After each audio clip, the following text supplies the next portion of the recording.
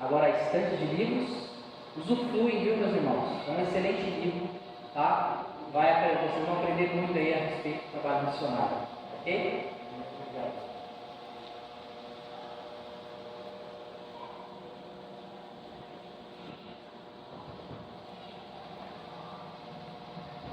Juliano, obrigado mais uma vez. Deus continue abençoando sua vida. Meus irmãos, que bênção, né? Nossa biblioteca está ficando cada vez melhor, né? Eu vou colocar esse livro lá na nossa estante. E qualquer irmão que quiser pode retirar, pode ler, leia com tranquilidade, sem pressa, depois traz de volta, coloca ali para que a gente possa abençoar outra pessoa. É muito importante que a gente esteja se aprofundando cada vez mais em missões, porque isso, meus irmãos, é a essência da igreja. Não vale de nada nós estarmos nos reunindo aqui, fazendo os nossos cultos, se o Evangelho for só para a gente, for só para manter guardadas as 7 chaves. Ele já foi no passado, mas pela graça do Senhor, hoje nós conseguimos, nós temos, pelo menos, nós moramos num país que ainda nos dá essa liberdade e que a gente possa exercer ela ao máximo. Alguns países não têm essa liberdade. Você não pode nem imaginar em pegar uma Bíblia e ler. Se você for pego, você é preso. Então, vamos aproveitar a nossa liberdade para alcançar outras pessoas. Eu vou estar colocando lá na nossa estante. Quem quiser, depois pode ficar à vontade para pegar. Obrigado mais uma vez, Juliana, que Deus continue te abençoando. Meus irmãos, só um rápido de passar a palavra ao pastor. Nós estamos ali com a nossa estante. Antes, quando terminar o culto, antes de ir embora, dá uma passadinha. Conheça um pouquinho da história da Bíblia, tá? Foi preparado com bastante carinho.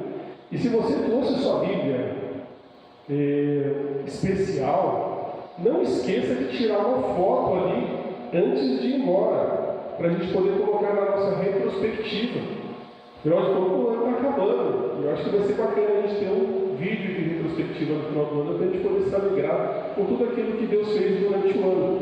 Então, se você estiver com a sua Bíblia, dá uma passadinha, tira uma foto, tá? Mas dá uma olhadinha na história um pouquinho. Eu fiquei um pouquinho preocupado porque ela pôs o Museu da Bíblia e ela colocou alguns modelos de Bíblia ali aberto ali. E pelo menos uns 4 ou 5 modelos foram Bíblias que eu dei para ela. Então eu estou meio preocupado com esse museu e as Bíblias, se isso é alguma referência, alguma indireta, mas que Deus possa abençoar os irmãos. Vou passar a palavra para o pastor agora.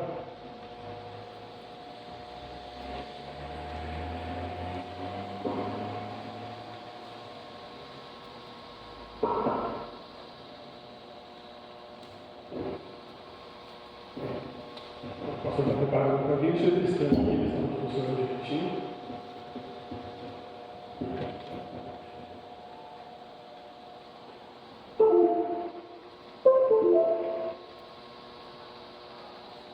Boa noite, meus irmãos.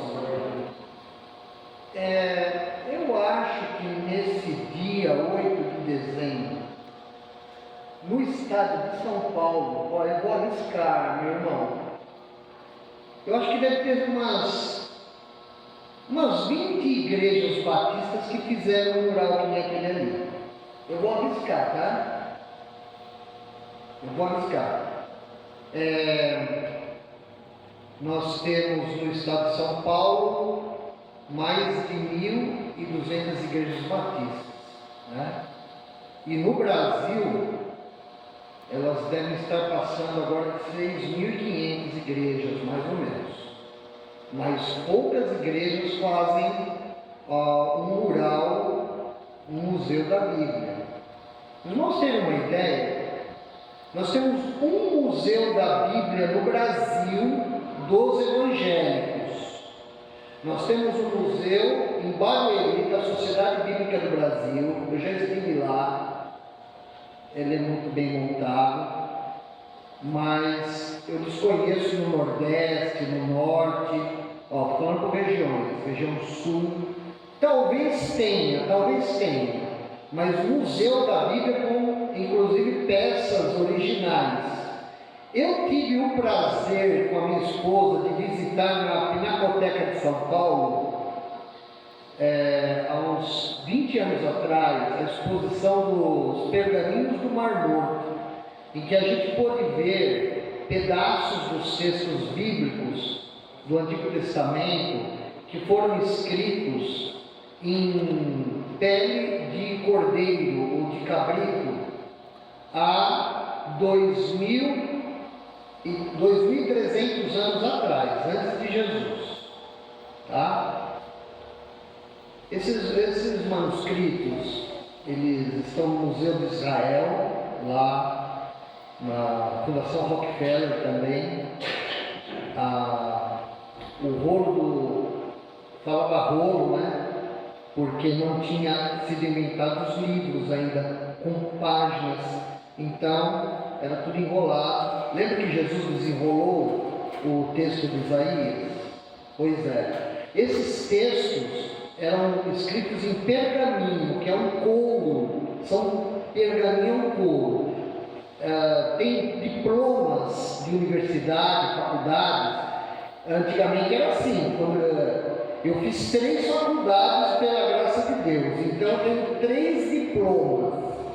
E eles perguntavam assim: o senhor vai querer de papel especial ou o senhor vai querer, na época eu falava com você, né? Eu era novo, né? Ou você vai querer de pergaminho? Aí eu falava assim: quanto que é de papel especial? Papel especial é R$200. Tudo isso, 200 é. E de pergaminho é 650. Bom, eu trabalhava, eu fechava o olho e falava assim: faz de pergaminho, valeu o meu esforço, eu vou dar um jeito de pagar. Bom, e tem lá, né, o diploma de, 2 diplomas dos 3 de pergaminho. Bom, que mais? Quando você tirar foto lá, você pode tirar com pose, viu? Pode tirar assim, tá? Pode tirar assim, ó. Olha a barriga. Bom, eu, por exemplo, né? Vocês viram que a minha Bíblia é de capa branca, né? Que eu sou recém-casado, sabe? Essa Bíblia aqui, Bíblia branca, é dada quando se noiva e se casa. Os irmãos aqui têm sua Bíblia branca? Tem? Tem, então, é um costume. A irmã Silvana está procurando, às vezes, Bíblia branca, ela sofre. Eles não querem mais que as pessoas se casem, está certo casar. É o seguinte, meus irmãos, tem coisas que são da moda, mas a Bíblia nunca cai de moda, porque ela é a palavra de Deus. Vamos abrir, então, a Bíblia em Mateus capítulo 1. Eu começo a série de sermões do Natal. E eu estava vendo no nosso calendário que nós temos fora o domingo agora, mais 3 domingos. O 15, o 22 e o 29. E não são datas para viajar. Eu vou preparar como se estivesse todo mundo aqui. Tá bom, meus irmãos? É para vocês. Por quê? Porque o pastor tem que amar a palavra de Deus e ele tem que amar a igreja. Então Deus me deu esse privilégio de eu estar com os irmãos. Então, hoje nós começamos o nosso primeiro sermão da série Natal, bem? Que é o Emanuel, tá bom? Mateus capítulo 1, versículo 18. Obrigado, Mateus, pela água. Vamos lá. O Emanuel. Toma uma.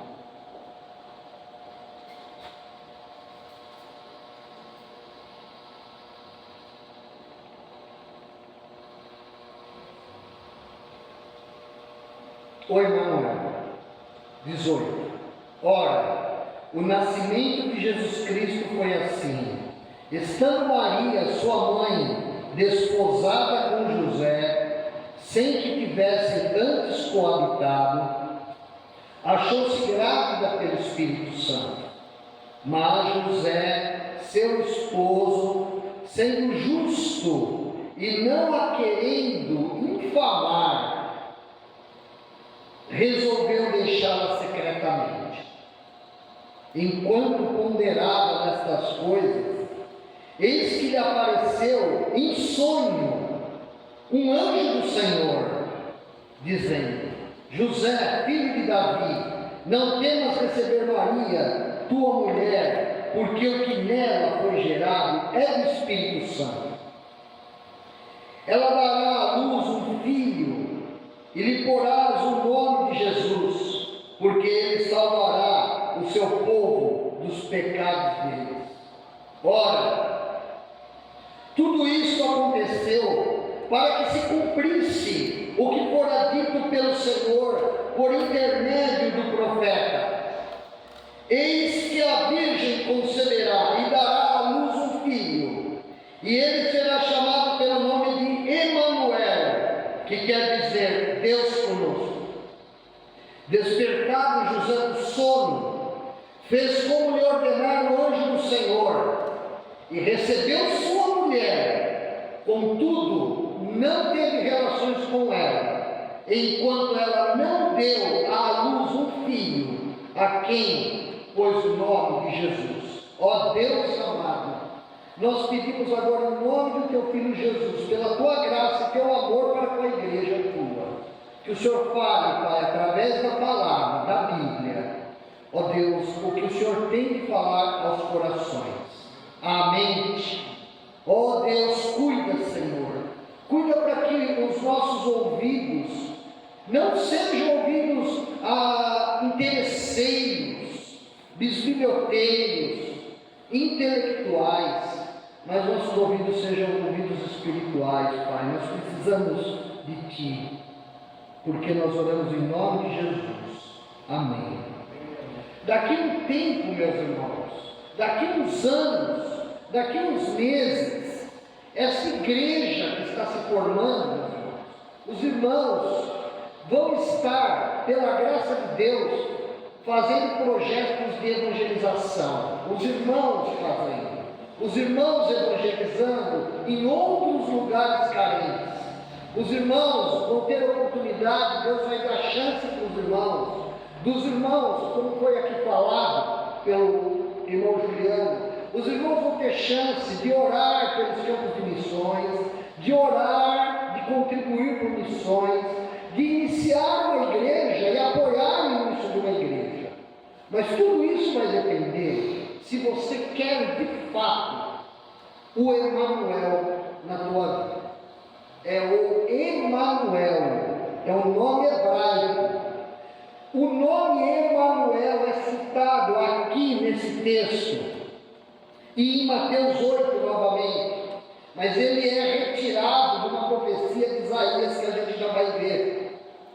Nós precisamos, irmãos, despertar os nossos espíritos, as nossas vidas, para que nós tenhamos realmente uma vida cristã saudável, uma vida cristã bonita, uma vida cristã em que nós estejamos lutando pela verdade, contra o pecado que fica assediando a nossa vida, a tua e a minha, dia e noite, contra o nosso arqui-inimigo, o maior inimigo, que é Satanás. E para isso, nós temos nesta noite, meus irmãos, um texto sagrado, um texto inspirado por Deus, a Bíblia, em Mateus, em que, se nós tivéssemos somente essa página, seria suficiente, irmãos, para que haja aceitação do Senhor Jesus como Salvador, consagração e santificação na nossa vida. Seria suficiente para a gente ter esperança na vida e na morte. Hoje eu estava com o irmão Sebastião.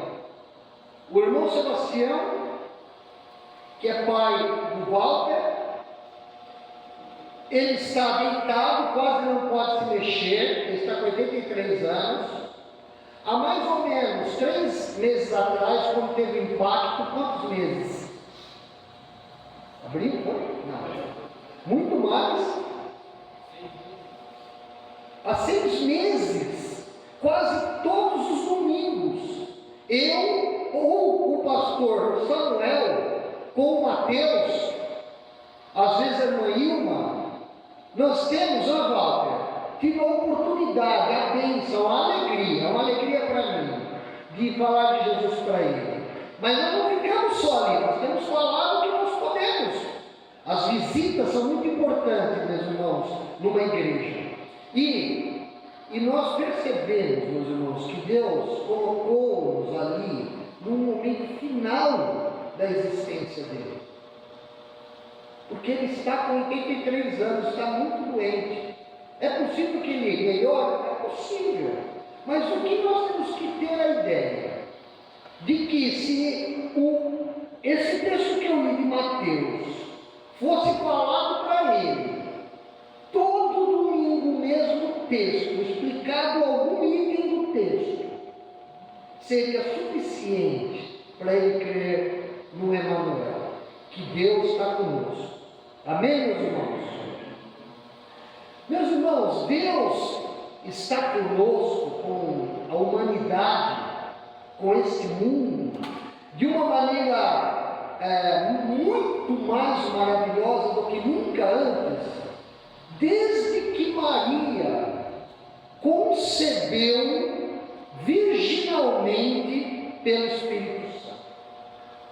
Quando o anjo Gabriel anunciou para Maria que dela nasceria o Salvador, Cristo, o Senhor, desde aquele anúncio, ou melhor, desde a concepção no útero, no ventre dela, não foi nada sujo, nada imundo, porque foi obra de Deus, e Deus não faz nada imundo. Pelo Espírito Santo, foi a partir daquele momento que chegou até nós o Emanuel. Maria teve uma gestação normal, acreditamos que foram uns 9 meses, né? Não mudou tantas coisas assim. Nós sabemos já por documentos bíblicos que uma menina, uma mocinha, ela tinha sua primeira menstruação com 12 anos e meio.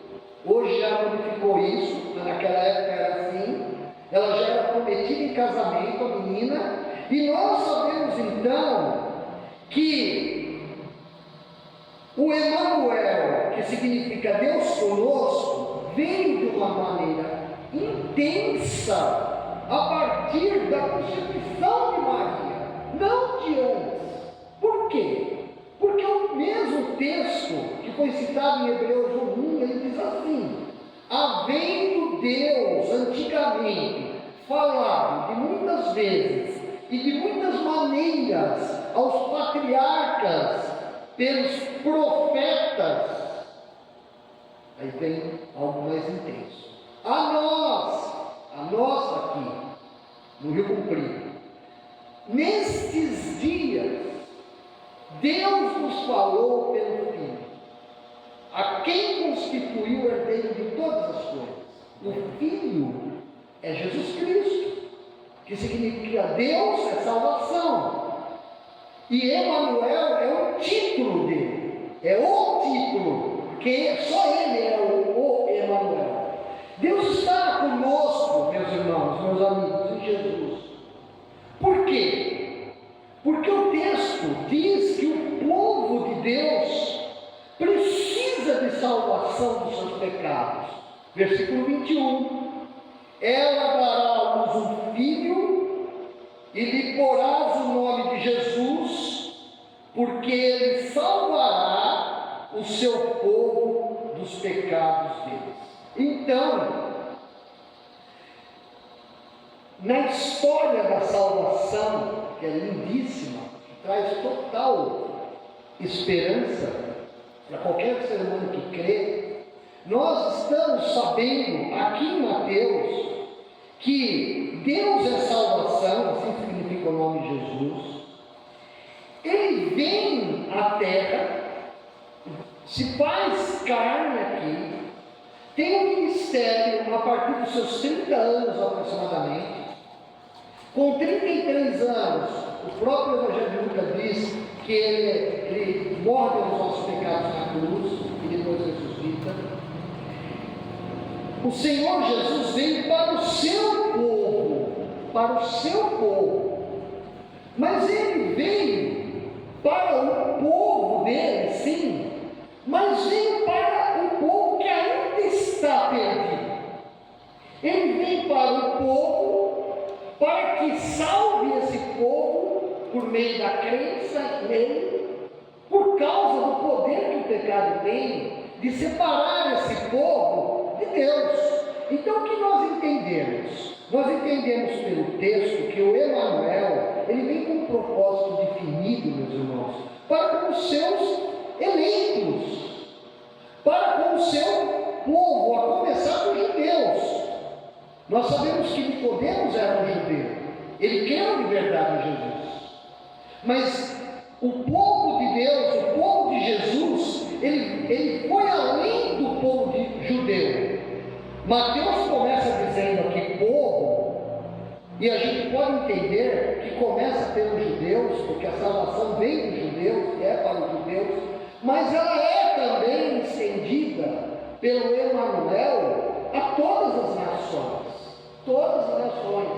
porque o Senhor Jesus, no final de Mateus, capítulo 28, ele diz assim: ide por todo mundo, pregai o evangelho a toda criatura. Mas ele vem para salvar o seu povo. Então, minha irmã, meu irmão, se você já tem Jesus como teu único e suficiente Salvador, tenha certeza de que você faz parte do povo de Deus. Amém? E você não precisa se entregar a crenças judaicas e hebraísmos que tem aí pelas igrejas, carregando arcas da vida e outros utensílios. Não precisa, porque isso já foi. Por quê? Porque o Emanuel, o Deus conosco, ele salva-nos sem precisar de nenhum aparato. Aqui nós não precisamos estender a bandeira de Israel. Se estendermos a bandeira do Brasil, seria até bom, mas não é necessário, porque a nossa bandeira, ela é a bandeira de Jesus, mas às vezes precisa. Mas o fato, meus irmãos, de que nós entendamos que Deus realmente se revelou em Jesus, é um grande desafio para a nossa vida. Deus está conosco por meio de Jesus Cristo, pois só Jesus Cristo é capaz de perdoar os pecados do seu povo. Uma coisa é saber, o Emanuel, nosso Jesus, Deus conosco, veio para salvar o seu povo. Mas veio para salvar o povo do quê? Meu pai falava assim, antes dele aceitar Jesus: eu não entendo vocês, os crentes, que vocês ficam falando que Jesus Cristo, ele veio para salvar do quê? Eu falo assim: salvar do pecado, pai. Salvar dos pecados, nós estamos separados de Deus por causa do pecado. Mas eu tenho vivido uma vida correta. Eu não tenho. Mas, meus irmãos, sabe que esse homem, o seu Luiz, ele começou a frequentar a igreja e ele era muito oposto a mim. Meu pai era muito irônico e quieto. Eu nunca vi meu pai dar uma gargalhada alta, mas ele tinha bom humor. E aí ele ficava ouvindo, anos e anos. O dia que ele aceitou Jesus, e o dia que ele foi para o batismo, ele não me avisou. Sabe por que ele não avisou? Que você está pastoreando a igreja lá em Mauá, sabe? Eu não queria te atrapalhar, você tem que ir lá. Eu falei: o senhor é muito legal, hein? Mas eu fiquei tão feliz com a salvação e o batismo dele. Como é que um homem daquele tipo consegue crer que é pecador se ele era tão amigo dos homens do humanismo? Ele achava que a ciência evoluía e levava os seres humanos à salvação, meus irmãos. Ele cria dessa forma, ele falava assim: tudo vai melhorar, você vai ver, isso antes dele crer. Mas quando ele creu em Jesus, tudo aquilo que ele cria e sabia, meu pai era torneiro mecânico, era carpinteiro, né? Eu não sou nada, ele era. Aí o que acontece? Ele passa a ter no Emanuel, no Deus conosco, que chegou nele, do jeito dele, o entendimento, sem forçação, ele creu.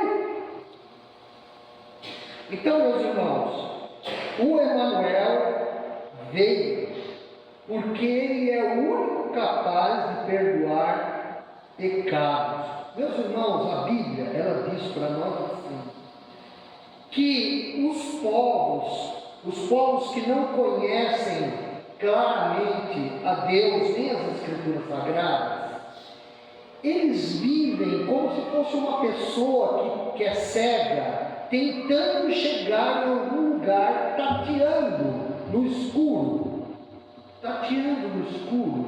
para chegar em algum lugar. Só que não é tateando no escuro um cômodo que você conhece.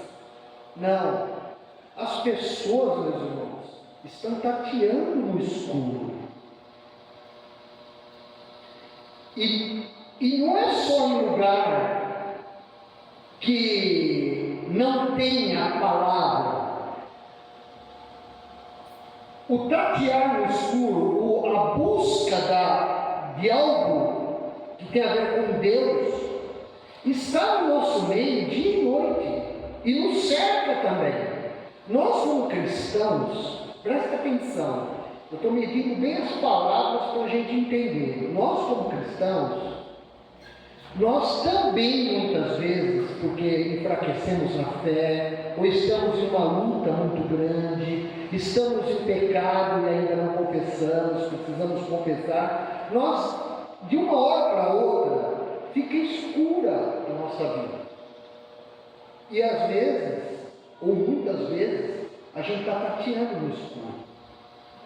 E muitas vezes vem aquela ideia assim, será que realmente esse caminho que eu estou seguindo na Igreja Batista é a verdade?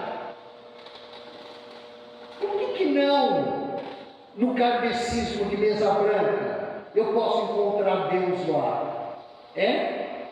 Pois é, eu já estive lá, que quando era adolescente, talvez você esteve num terreno de Umbanda. Você nunca vai encontrar um médium explicando para você ou para mim que para ter perdão de pecados é necessário crer no Emanuel. Ele vai dizer que você vai ter que fazer coisas boas, ações boas. Então, meus irmãos, nós estamos no caminho certo, não porque nós somos os donos da Bíblia, mas é porque nós temos ainda temos coragem de tentar dizer o que esse texto está dizendo para mim. O que o Espírito Santo está ainda dizendo? Nós ainda, meus irmãos, porque vai chegar uma época, isso a gente estudou de manhã sobre a vida de Jesus, que haverá uma apostasia na fé, uma apostasia na igreja, uma renúncia de Deus e de Jesus, do Emanuel. A igreja ficará tão fraca, tão débil, haverá isso, mas isso tem a ver diretamente com a vinda de Jesus. Bom, então, já que será assim, e Deus está dizendo em 2 Tessalonicenses, capítulo 2, a gente tem que se precaver, a gente tem que se cuidar, porque a salvação vai depender de nós fazermos as coisas para nós, em relação a nós e Deus. E depois, a santificação, ela tem a ver com o nosso próximo. Então, meus irmãos, e também com Deus, mas com o nosso próximo também. Então, o Emanuel, ele veio para perdoar os nossos pecados. Tinha que vir, era necessário que ele viesse. Por quê? Porque, meus irmãos, ele estava no princípio de todas as coisas com o Pai. E houve um momento na história, aproximadamente 3.300 anos atrás, em que o Moisés, que era profeta também, ele foi inspirado por Deus para escrever sobre a lei. E a lei, ela veio, a lei de Deus, a de Deus que está registrada na palavra, ela veio para nos convencer do pecado, como um professor que alerta a nossa vida. Mas, meus irmãos, olha que bênção, a graça veio por Jesus Cristo. A graça salvadora veio por Jesus. Ele não anula a lei. A lei continua tendo a força de mostrar que eu sou pecador. Mas Jesus é a graça, porque o Emmanuel morreu na cruz para nos salvar. Então ele teve que se fazer presente, meus irmãos, para poder morrer nesse planeta, nesse mundo. O Filho unigênito de Deus, para a salvação de todo que crê.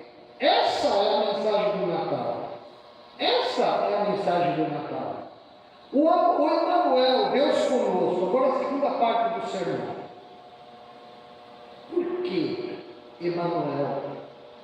Pois tem uma grande profecia que se cumpriu, que aconteceu, meus irmãos. Verso 23. Aconteceu através de Jesus. Então, tudo isso aconteceu, diz o evangelista, porque o profeta Isaías disse assim: eis que a Virgem conceberá e dará à luz um filho, e ele será chamado pelo nome de Emmanuel, que quer dizer Deus conosco. Então, meus irmãos, a mensagem de Natal ela não teria significado nenhum, a não ser decorativo. Aí podia usar o vermelho, como quisesse, que mais? Trenó, podia usar o que quisesse.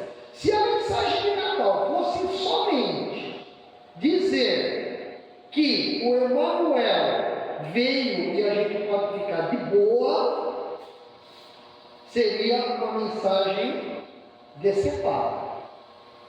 Porque a mensagem verdadeira de Natal é que o Emmanuel veio para nos salvar. Salvar a todos indistintamente? Não. O povo dele que crê nele. Tem de crer. E crer é se comprometer de todo o coração. Amém, meus irmãos? Então abra para a gente explicar um pouquinho em Isaías capítulo 7. Capítulo 7 de Isaías. Eu vou ler o trecho para os irmãos, a partir do verso 1.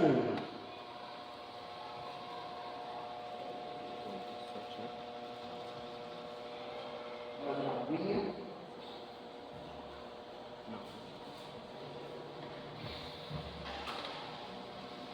Eu estou fazendo um tratamento de saúde que tem a ver, é um tratamento de ponta, eu ganhei esse presente. Eu estou achando que eu estou mais livre para pregar do que os tempos atrás. Sabe, irmãos? Eu tenho percebido, eu vou tomar cuidado. Muito bem, vamos lá. Vamos lá então. Esquece isso que eu falei, que isso é exibição. Vamos lá. Isaías 7:1. Sucedeu nos dias de Acás, filho de Jotão, filho de Uzias, rei de Judá, que Rezim, rei da Síria, e Peca, filho de Remalias, rei de Israel, subiram a Jerusalém para pelejarem contra ela, porém não prevaleceram contra ela. O texto é um pouco grande, eu sei que a gente não está tão acostumado, mas irmãos, presta atenção na leitura pelo menos. A leitura já vai esclarecer, tá bom? Então, presta bastante atenção. Está na NVI? Está mais claro que a minha atualizada? Está atualizada? Então, vou seguir aqui, vou olhar aqui. Muito bem. Então, houve uma época 8 séculos antes de Jesus, que o rei da Síria e o rei de Israel, porque a nação chamada Israel tinha se dividido um pouco antes, o rei da Síria e o rei de Israel quiseram atacar Judá, que é o que sobrou do reino de Israel antigo no sul, e eles foram até Jerusalém. E o texto diz que Deus não deixou eles dominarem a cidade. A cidade é muralha, tá bom? Em cima da muralha dava uma carroça, todo mundo saber, tá? Não é qualquer muro, tá bom. Mas não prevaleceram. Não prevaleceram. 2 países foram lá, Deus não deixou. Deu-se aviso à casa de Davi, isso é ao rei. Casa de Davi significa a dinastia de Davi. A Síria está aliada com Efraim, isto é, a Síria está aliada com Israel. Eu já vou explicando, tá? Então ficou agitado o coração de Acaz. Acaz era o rei de Judá, da linhagem de Davi, meus irmãos. Ele era o 10º rei da linhagem de Davi. Só para lembrar, meus irmãos, que Deus tinha prometido que da tribo de Judá viria o reinado sobre Israel para sempre. Para sempre. Quer dizer que o reinado da tribo de Judá, ele é concluído com o Emanuel. Já vamos antecipar. Tá bom. Né? Então, olha só. Então, o coração de Acaz e o coração do povo de Judá ficou agitado, como as árvores do bosque com o vento. Ah, mas que linguagem mais linda essa, né? Olha que coisa mais poética. O coração de Acaz, quando soube da situação da invasão, ficou agitado, como as árvores do bosque ficam agitadas com o vento. Você já viu ventania desses eucaliptos? Dá um temor. É isso aí, meus irmãos. Vai prestando atenção. Só que o tal do Acaz era uma tranqueira, meus irmãos de rei. Ele foi um dos piores reis da linhagem, da dinastia de Davi. Ele era tão ruim que ele mandou pegar um filho dele, queimar o filho, matar o filho em honra a Moloque. Tinha um vale lá em Jerusalém, que era o Vale de Inom, onde ele adorava fazer despachos, tipo de macumbas lá.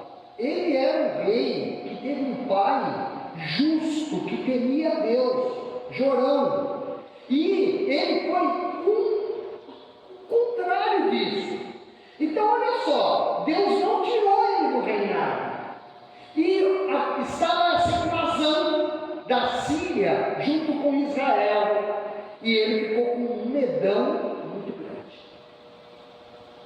Disse o Senhor para o profeta Isaías: agora, sai tu com o teu filho, que se chama Um Resto Volverá.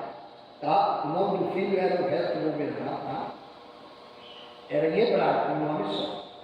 Ao encontro do rei Acaz, que está na outra extremidade do aqueduto do açude superior, junto ao caminho do campo do lavadeiro, porque o Acaz deve ter sido aconselhado, redundância, pelos conselheiros, a ele examinar e mandar construir e restaurar, nós não sabemos, a obra do aqueduto que trazia água para Jerusalém das montanhas. E como ele sabia que a Síria e Israel iam voltar para tentar de novo conquistar, há a possibilidade de ele estar junto com a obra. De tanto medo que ele teve, ele saiu ele mesmo para andar dele. Ok. E diz assim para o rei, Deus mandando Isaías dizer, um rei que não temia Deus: acautela-te e aquieta-te, não temas, nem se desanime o teu coração, por causa desses 2 tocos de tições fumegantes, por causa do ardor da ilha de Rezim, da Síria e do filho de Remarias. Então, o que Deus mandou o profeta falar, e profeta falar no nome de Deus, e profeta, como Isaías, escreveu a profecia. Isso é fantástico. Não ficou só de boca. Ele redigiu o que Deus falou. Por isso que nós somos bem-aventurados. Então, assim, é o seguinte: eles não vão fazer nada com Judá, nem com Jerusalém, nem com você. Deus está mandando falar isso, sabe por quê? Você já viu uma fogueira, quando solta um pedacinho que ainda não pegou fogo, uns pedacinhos de pau que fica, e tem uma pontinha que tem uma brasinha? Então eles são aquilo lá. Esses dois reis são aquilo. Eles não vão fazer um mal contra você. Por quê? Porque Deus estava com ele. Só que às vezes os crentes usam essa passagem para falar para outro crente. Só que Deus falou com um incrédulo, Acaz, maldoso, para um mal. Tá? Muito bem. Porquanto a Síria resolveu fazer de mal, eu vou seguir, dizendo assim: subamos contra Judá, versículo 6, e amedrontemo, e conquistemos para nós, e façamos reinar no meio dele o filho de Tabeal. Esse filho de Tabeal era um qualquer. O que eles queriam fazer? A Síria e Israel. Eles queriam que o Acaz, que era o rei de Judá, fizesse uma coalizão militar com eles. Seriam 3 países, 3 reinos, para lutar contra os Estados Unidos da época, contra a Síria. Meus irmãos, eles eram loucos. Mesmo que eles juntassem todos os reis da Palestina, eles não iam conseguir dominar a Síria. Eles tinham essa ideia. E Acaz não quis, porque isso está explicado em Crônicas. Acaz não quis fazer essa junção. Aí eles ficaram magoados, ficaram chatos, ficaram tristes, com raiva, e resolveram atacar eles de Judá. E aí Deus falou assim: fica tranquilo, eu não vou fazer nada.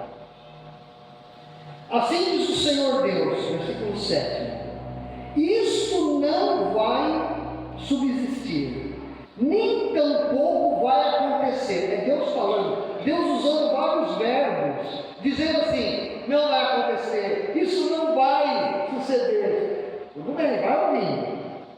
Mas, o que aqui então é a continuação. Eu vou pular aqui.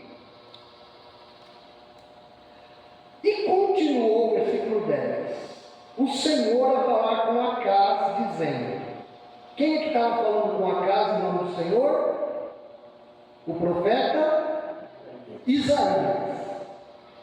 Pede ao Senhor teu Deus um sinal, quer seja embaixo, nas profundezas, ou em cima das alturas.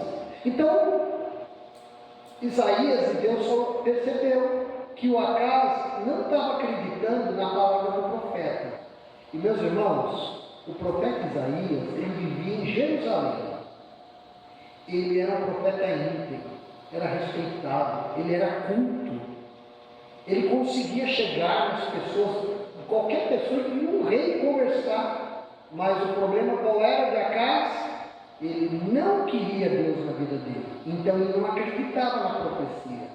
Por isso, meus irmãos, é que muitas vezes nós ouvimos coisas da palavra de Deus, mas a gente não ouve ao mesmo tempo, mesmo sendo cristãos, e a gente acaba não crendo. Irmão, nós temos que parar, prestar atenção.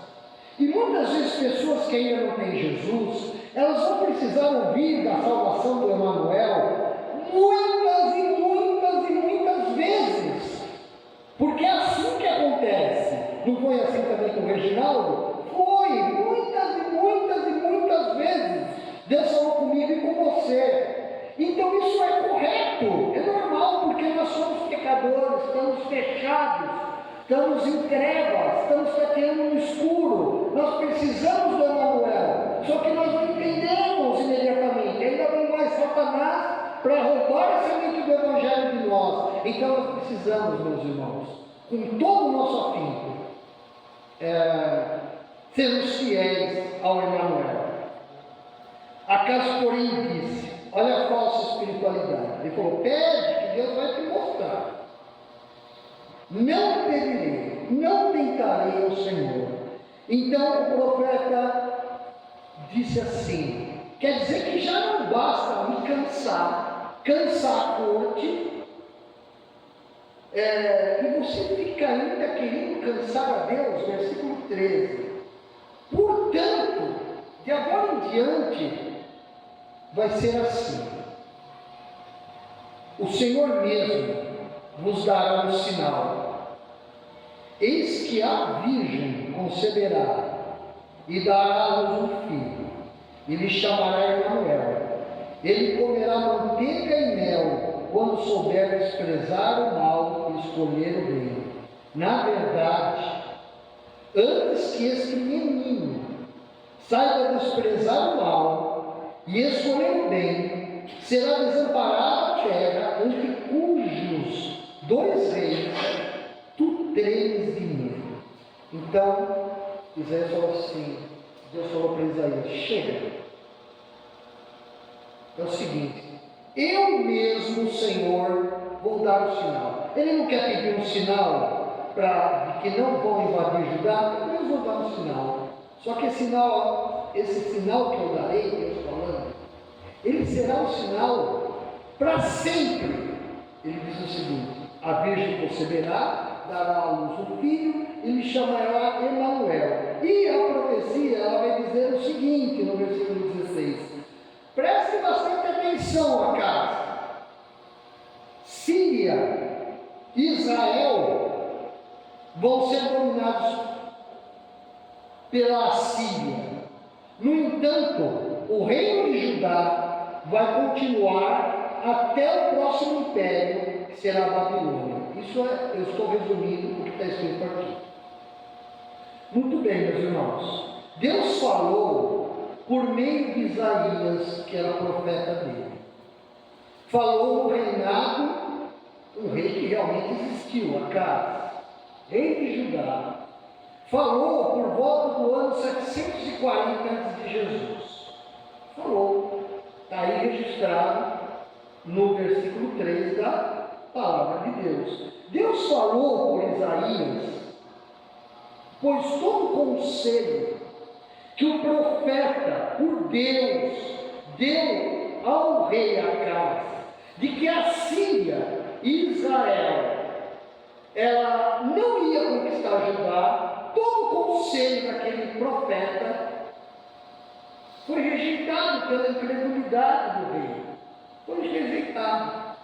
Então, meus irmãos, Deus mesmo deu um sinal. E esse sinal que foi dado pelo rei, ele se conclui 700 anos aproximadamente depois, em Jesus. Por quê? Porque Deus, meus irmãos, Ele sabe de todas as coisas. Quando nós estamos aqui na frente, os irmãos vêm para orar, o que os irmãos têm aprendido nele? Que a vontade de Deus é sempre manifesta, e ela é sempre melhor que a nossa. Algumas pessoas são curadas imediatamente, outras pessoas não são curadas imediatamente, outras pessoas vão para o céu. Por que é assim? Por que não é uma regra? Por que não ter a fé já seria suficiente para todos serem curados? Porque, meus irmãos, na parte de Deus, os caminhos dele são sempre perfeitos. E nós precisamos, meus irmãos, baixar a nossa fronte, a nossa crista, e aceitar a vontade do Emanuel. O Emanuel é Deus conosco, meus irmãos. O Emanuel é manso e humilde de coração. E o Emanuel, ele é justo, e ele é rei, e ele reina para sempre. Amém, meus irmãos? Amém. Muito bem.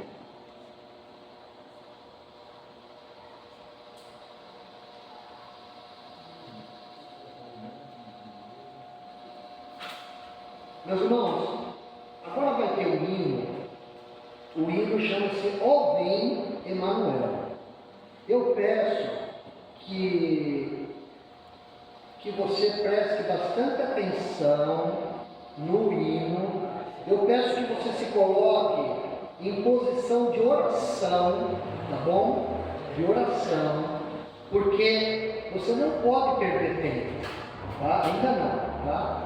Você vai meditar. Se você precisa entregar sua vida para Jesus Cristo de verdade, faça isso hoje. Se você precisa se consagrar a Deus, falando: Senhor, eu quero te servir de todo o coração, eu não entendo toda a tua palavra, mas eu não quero ser como Acaz, Eu não quero. Eu quero realmente o Senhor presente comigo, Deus comigo. Tá bom? Só um momentinho.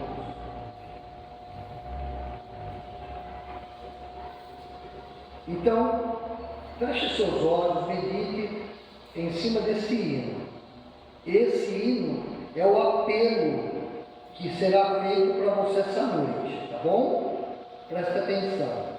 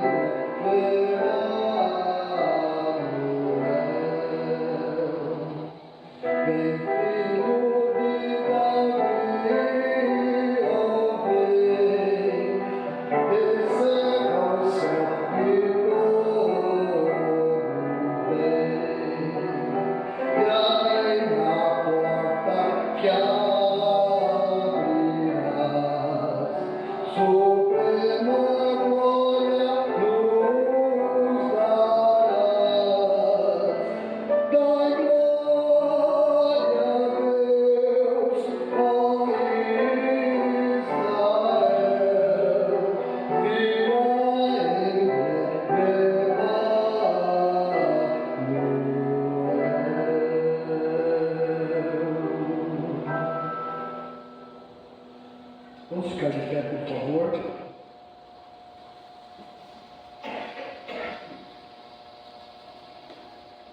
Nós vamos ter a bênção agora. O Deus que se empenha para cuidar do seu povo, seja o teu Deus maior, agrade-o em tudo que ele pensa, e você vai ser ainda mais feliz, muito mais completa, totalmente. E aí, depois de tudo, de passar pela luta dessa vida, pelas aflições também, pelas perseguições, pelas alegrias, você vai herdar depois da morte o reino dos céus e estará para sempre com o Senhor. Vamos orar. Que o amor de Deus, o Pai, a graça salvadora do Senhor Jesus Cristo, o consolo e a comunhão do Espírito Santo estejam presentes com a tua igreja aqui reunida e com toda a tua igreja espalhada sobre a face desta terra, desde agora, Deus, e para todo sempre. Amém. Amém, meus irmãos. Boa semana, até quarta-feira.